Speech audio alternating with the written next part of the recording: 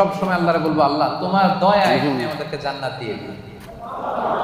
তুমি দয়া করে মায়া করে জান্নাতের কিনারায় এজন্য খবরদার আমলের বড়াই করা যাবে না। আল্লাহ তাআলা বলেছেন যে তোমরা তোমাদের জীবন তোমাদের সম্পদ আমারে দিয়ে দিবা, আমি আল্লাহ তোমাদের জান্নাত দিয়ে দিব। আল্লাহ তাআলা আমাদের কাছ থেকে আমাদের জীবন আমাদের সম্পদ কিনে নিয়েছেন, বিনিময়ে তিনি আমাদেরকে জান্নাত দিবেন। আল্লাহু আকবার। এখন যদি বুঝে থাকেন তাহলে উত্তর দেন। এই যে আল্লাহ আমাদের জীবন কিনতে চায়, আমাদের জীবনের মালিক কে?